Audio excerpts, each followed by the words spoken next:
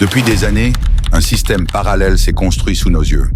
Un système où des citoyens ordinaires sont transformés en soldats politiques, où la pauvreté devient une arme et où certains pillages auraient même été financés par l'État.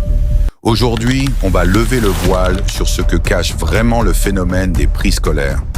Dans nos précédentes vidéos, on a vu comment Andry Rajoelina a accédé au pouvoir puis comment il a fini par chuter.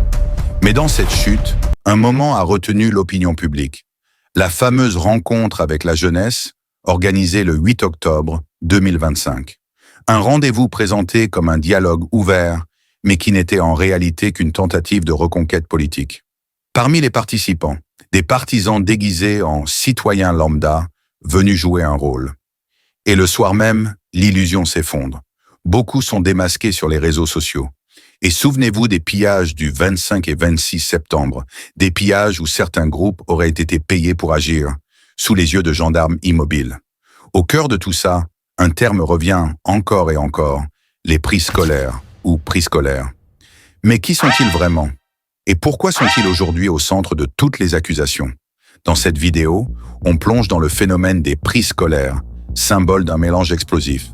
Corruption, clientélisme, manipulation, le tout sous le mandat d'Andry Rajoelina. 1. Qu'est-ce que les prix scolaires?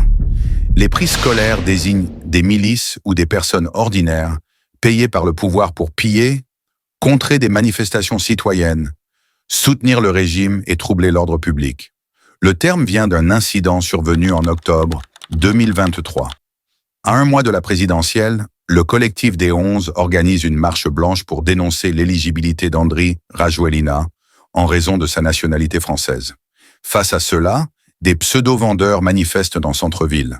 Interviewé par une chaîne télé, l'un d'eux déclare vendre des prix scolaires au lieu de fournitures scolaires.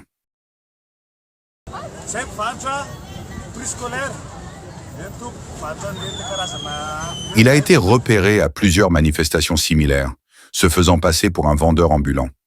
Très vite, les réseaux sociaux découvrent qu'il est en réalité un partisan d'Andry Rajoelina, membre de TMH, une organisation de jeunes qui soutient le président. TMH est dirigé par Raffidimanana Désiré, député du 4e arrondissement d'Antananarivo, une figure partisane majeure. Depuis 2018, il participe activement à la propagande du régime.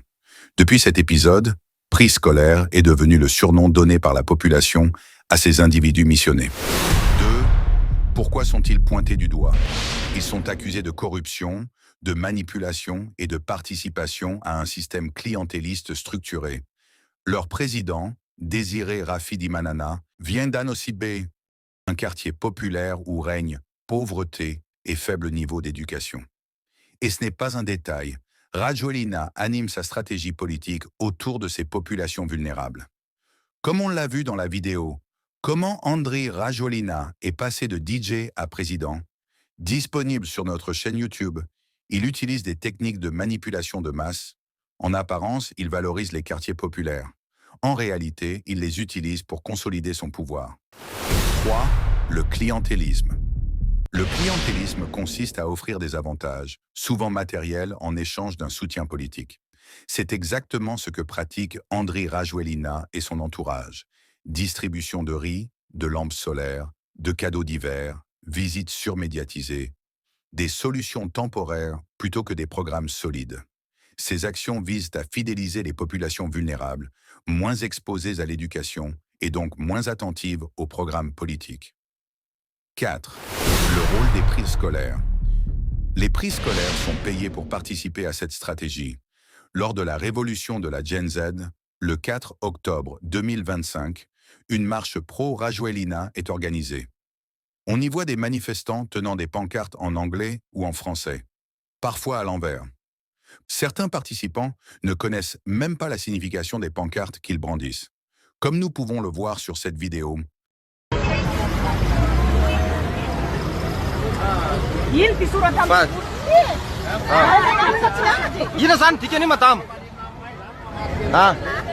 wish to learn to work. Milamiana chisai, Milamia sai, Sila Kruta ni sai, Prespera suella sinyal. Senjer mas sansa. Fala Artin dai. Ina dan tiketi. Ye. Ina tiketi yo. Ina tu dan itu. Alai sana sabanas.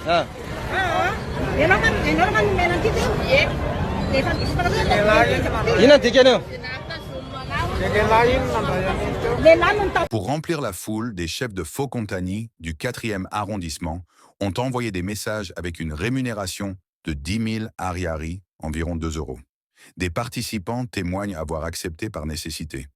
Pour les pillages, la rémunération passe à 30 000 ariary, environ 6 euros. Et les cibles sont soigneusement choisies.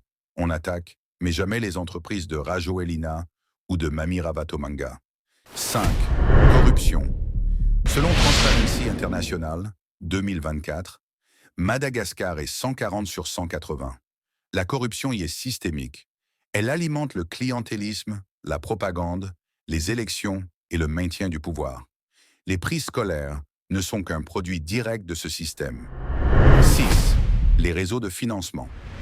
Derrière les prix scolaires, il y a un réseau de financement organisé pour payer ces milices, financer les manifestations, couvrir les opérations politiques et soutenir la propagande. Il faut des ressources importantes. Ces financements proviennent de réseaux d'hommes d'affaires proches du pouvoir, de fonds publics détournés, de structures économiques influentes et de figures clés comme Mami Ravatomanga, l'un des soutiens financiers majeurs de Rajoelina. Ces réseaux permettent de rémunérer les figurants politiques, les gros bras, les relais locaux, Fokontany, les organisateurs et même certains médias. Ce système forme une économie politique parallèle où l'argent circule pour maintenir le pouvoir en place, bien plus que pour servir l'intérêt général. 7. Conséquences sur la société. Ce mécanisme n'est pas sans conséquences. Il déstructure durablement la société malgache. 1. Perte totale de confiance dans les institutions. Quand les manifestations sont achetées, les votes influencés et les forces de l'ordre passives, la population cesse de croire en la démocratie. 2. Normalisation de la corruption. Les jeunes voient que payer pour obtenir ou être payé pour obéir devient normal. La corruption s'enracine dans la culture sociale.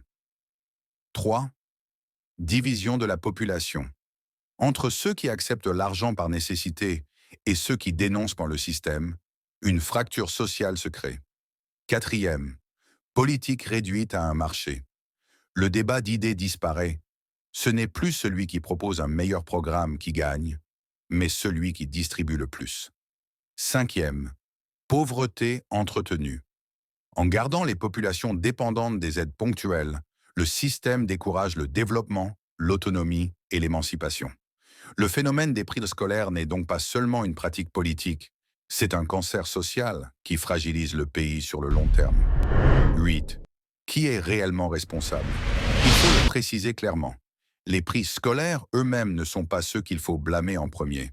La majorité d'entre eux vivent dans une précarité extrême. Ils acceptent ces missions faute d'alternative. Ils sont utilisés, manipulés et instrumentalisés par un système plus grand qu'eux. La véritable responsabilité repose sur ceux qui dirigent et financent ce dispositif. Les politiciens, les réseaux d'influence, les donneurs d'ordre et les organisateurs qui exploitent la misère du peuple pour consolider leur pouvoir. Au final, le phénomène des prix scolaires révèle bien plus qu'un simple groupe manipulé. Il expose un système entier bâti sur la pauvreté, l'instrumentalisation des citoyens et la déformation de la démocratie. Ce que nous avons vu, ce n'est pas seulement une stratégie politique. C'est un mécanisme qui fragilise la société, entretient les divisions et empêche Madagascar d'avancer. Comprendre ce système, c'est ouvrir les yeux sur la manière dont le pouvoir s'exerce réellement. Et plus nous sommes nombreux à comprendre, plus il devient difficile pour ces pratiques de prospérer dans l'ombre. En exposant ces mécanismes, on ne cherche pas à désigner des boucs émissaires parmi les plus vulnérables, mais à comprendre comment et pourquoi ces pratiques existent, et surtout, qui en tirent réellement profit. Pour avoir plus de vidéos sur Madagascar, abonnez-vous à Madastory et découvrez les vidéos de notre page. À bientôt pour une nouvelle vidéo.